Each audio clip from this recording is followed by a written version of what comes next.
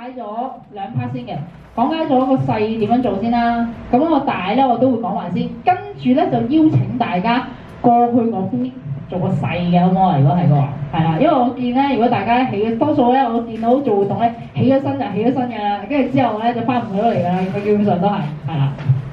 嗱，咁我哋咧其實好簡單嘅啫。我哋首先個材料咧就係一個水樽啦，係啦，有啲未吸開嘅水樽啦。咁跟住有塊海綿啦，同埋有塊不織布或者環保袋。咁樣純粹咧喺呢個窿嗰度咧塞翻住，即係頭先所講啦，泥同埋水嗰 part 咧分翻開嘅啫，純粹都係想係啦。所以大家咧我教咧多數咧就係教原理比較多。咁如果可能大家發揮得更多，有人諗到一啲更加多嘅咧，可以同我哋分享都得嘅，係啦。嗱，咁我將個樽咧就首先解咗兩邊先啦。係啦，咁如果可能你自己本身屋企咧發現到個樽咧好高嘅話咧，咁可能咧你就要 cut 3段，咁可能中間嗰段就唔要，等等先。即係咧有陣時咧個樽咧可能好大嘅，係啦，咁跟住咧你懟落去嘅時候咧，其實咧個水位又唔係好高喎，咁所以咧可能你 cut 翻短少少，跟住咧就按翻嗰個大家嘅 size 嚟用啦，呢個就係啦。個樽口係咪要掂到個底部咁要？都要嘅，係啦。咁另外咧就之後咧 cut 完個樽啦，咁倒轉咗個樽之後咧就 cut 個棉花海綿落去啦，因為海綿吸水噶嘛，係咪？咁跟住之後咧就下底嗰度咧就再加翻一塊不織布落去，咁補翻下面，因為吸水位同埋泥嗰 part 要分開嘅，呢個大家一定要記住一樣嘢，係啦。或者你想話我真係唔想再買塊棉花啊或者怎樣嘅話咧？咁嗰個蓋嗰度咧，你扭蓋嗰度有蓋噶嘛，篤個窿，跟住咧就塞一個棉條，即係嗰啲棉繩落去，棉水啲吸到水噶嘛，咁你都得嘅呢樣嘢，係啦，咁但係都繞翻住圈圈咁樣多少少嘅棉繩咁樣咯，係啦，咁我哋呢啲都係風險遊人嘅。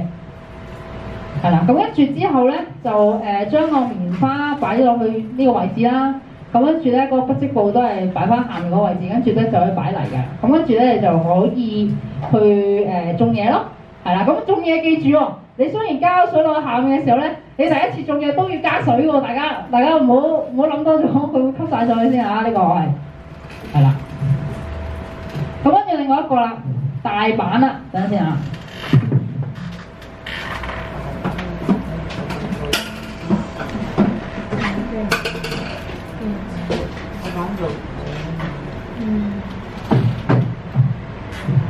大板呢一個咧就係洗衣粉筒啦，一個係啦，咁有條水管嘅，係啦，水管係攞嚟頭先所講啦，水管係攞嚟倒啲水落去呢個管嗰度嘅，係啦，咁跟住就頭先嗰圖珠啦，同埋不織布嘅，係啦，嗱咁記住咧，頭先咪住啦，嗱。你攞咗個桶之後咧，咁如果可能大家屋企有轉嘅話咧，就要轉幾個窿嘅記得。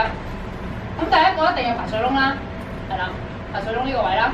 咁呢個排水窿咧，我哋建議翻可能都係10、20 cm 都好基本啦，呢樣嘢都要，係啦。咁如果你個桶即係都係頭先所講啦，你想有幾懶，咁你就開高低就自己選擇啦，呢樣嘢就係。咁跟住咧有幾個窿你都要再打落去嘅。咁你條管度。你條管都要有窿嘅，係啦。呢個管去賣嗰啲五金鋪嗰啲通街渠嗰啲喺街站。冇錯，又唔係通街渠嘅，佢攞水管俾你。賣嗰啲管啊。係啦，你話攞嚟整水喉啊嗰扎嗰啲管咧，咁就得㗎啦。垃圾站都有得執。係，垃圾站都有得還。就嗰時啲人裝修啊，嗰啲咪會有咯，你要去溝咯。哦，咁大家要留意下，同我一樣要執埋翻嚟一時分咯。係啦，嗱，可能大家見到跟住擺上 WhatsApp，跟住咧同我講，大家執嘢啦，咁跟住之後咧就搞好工作幫我嚟搞啦呢樣嘢，係啦。咁呢啲如果執到嘅話，咁當然就執埋佢啦，呢個就。但係嗰陣時我諗過咧，呢支咧如果再環保啲咧，攞支竹，即係嗰啲大支嗰啲竹咧，咁穿咗佢啦，係啦。咁呢啲咧係啦，咁就好啦，真係。但係好難轉嗰個窿。嗱，咁轉呢個窿係另外一個技巧嚟嘅，咁美觀又係一個欣賞嚟嘅。呢你指呢個窿而家，定還是？係咯，呢啲咯。咁呢個要電轉嘅，呢個電轉嘅。如果冇電轉都唔得㗎啦。冇電轉就我哋有嚟我哋呢度整嘅如果。如果我就唔使燒鐵，再轉落去就真係有啲時間喎。燒啲鐵枝啊，燒啲鐵枝吉佢啊！鐵枝得，但係咧，我較為建議咧，大家嚟友愛中心咧借個轉會比較快啲咯。係啊，我諗呢個會比較快啲嘅，我覺得呢個係啦。咁電鑽其實就用途都多嘅，不過如果可能真係真係屋企如果冇咧，就真係問人借會比較好啲咯。因為你自己咧所以作咧，基本上都真係有啲難度嘅。係。軟身啲嘢都得㗎嘛？得，冇問題。係我今晚買粗咗就。唔係嗰啲易執啲有啲。你又有易執啲啊？我啲近百嗱，一人執啲嘅，大佬咁嗰時，即係一人執啲，我出電鑽。換頭換成嗰啲咪軟身啲咯。哦，喂，大家望下後面，已經準備有電鑽俾你望一望啊！呢個係啦，咁如果真係假設嗱，如果假設真係一個唔好意思啊，真係執都執唔到買唔到要買嘅話咧，其實就唔使買到我咁粗嘅，應該佢有啲薄身少少嘅管嘅，係啊，因為我自己咧就比較少行五金鋪咧，同阿姐姐講話要個係啊，要個呢個咧，咁佢就俾咗呢個我啦，咁我費事 say 啦，係咪先？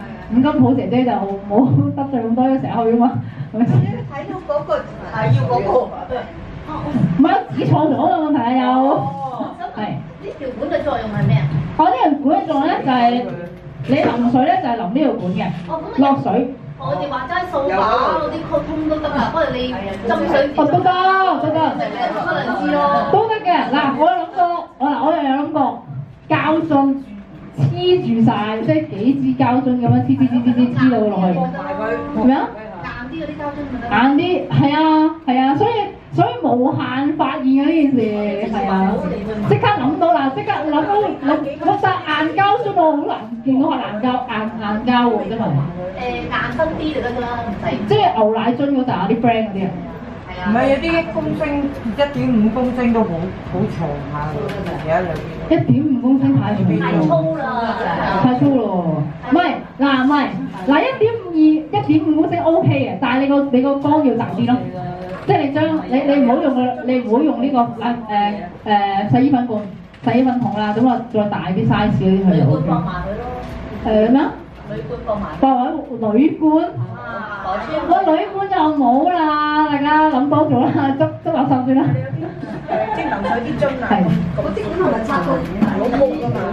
嗰啲咩珠？哦，插到底，咁所以咧插到底之餘咧，所以喺個底嗰度咧都要打幾個窿，係啦，俾佢容易啲散水，係啦，散水都要嘅，係咪先？大家都要呢個世界都識散水㗎嘛要，係啦，或者你唔打窿都得嘅，你要用鋸翻下面啲位。即係下面嗰度咧，你可以鋸啲窿都得嘅，鋸啲坑出嚟都得嘅。即係總之下面呢一個位，係啦，啱嘅原理就係想下面疏水，係啦。咁大家記住一個原理咧，就係呢支管你下底要疏水，咩方法疏水都得嘅。總之嘅原理就係疏水。係啊，你可以篤爆佢點樣啊都得嘅呢個係啦。我呢啲好 open 嘅，你有啲更加新穎嘅咁就。唔買呢支管得唔得咧？啲水始終係向下流㗎嘛，流到去溝底度㗎嘛。但係你點樣可以確定到啲水唔係喺上面呢一層，而喺下面條珠嗰度？你有一個叫水盆㗎嘛？係。斟水落去，你有水出邊就再斟。係，咁但係你都要為個位斟到。但係你就咁淋落去，如果你平時未到嗰位咪就唔得，因為我哋頭先所講啦，我哋分咗兩層㗎嘛。我哋呢一層其實個泥咧同埋個塗珠咧係唔會接觸嘅，係一定唔會接觸到嘅，係啦。嗱，你可以再型少少，因為如果你覺得呢支管實在太瓦頂啦，咁點？泥同塗珠都冇接觸㗎，你都係用翻呢個台車但係如果你要移動咗，嗱，假設你如果想淋水啦，你咪可以移動嗰個袋嘅，可能要。哦唔係，但係你如果你假設你係淋花泥土嘅話，咁啊同普通你自己淋水冇分別咯。係啦，但係你普通淋水我哋呢個方法嘅好處咧，就係上啲根一直咁樣。其實我哋田面上面啲水其實我唔想淋嘅，我係淨係想啲根可以向下面生，所以我哋啲水最主要一定要落去下面豪豬嗰個範圍。第一次都要整到你濕㗎嘛。要，第一次一定要。但係咧之後咧，你哋去再管理嘅時候咧，我哋就期望咧，你哋可能淨係基本上咧就淨係淋呢個。係啊，上面嗰度咧，基本上個泥土咧就唔會再接觸水嘅。係啦，即係當然你真係啊，啲水係下面抽上嚟。係啦，將啲水全部下面抽上嚟嘅。因為其實咧，佢哋頭先毛細管嗰個作用咧，就係你上面啲水冇即係泥土冇水啦。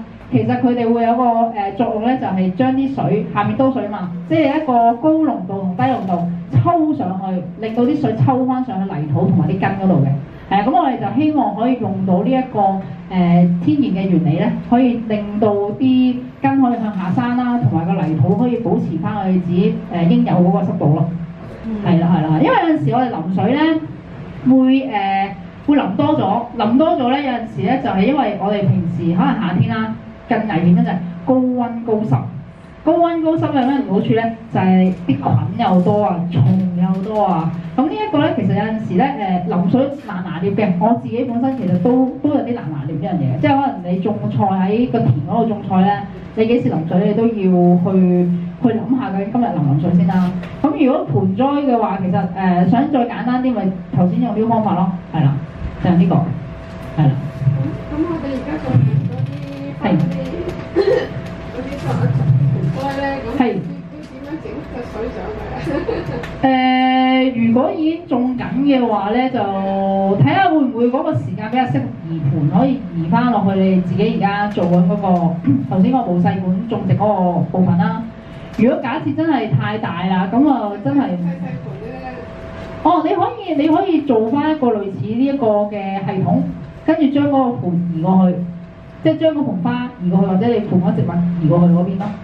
但係就記住咧，就夏天就唔好啦，即係你可能秋春啊呢啲時間咧就會比較適合啲。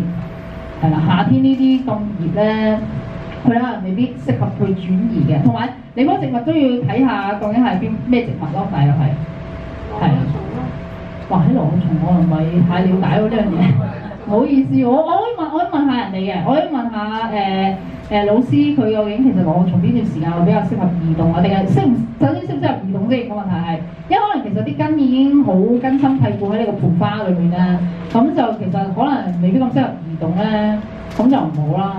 係啦，如果可能細細盆嘅，你又想令到佢大啲嘅，咁你又可能準備一個比較大嘅盆，又做翻呢個嘅系統咯。係啦。我而家都成日喺上邊淋水落嚟嘅啫。哦。全部淋水落嚟。係啊，睇下試下。需唔需要一定要喺下邊？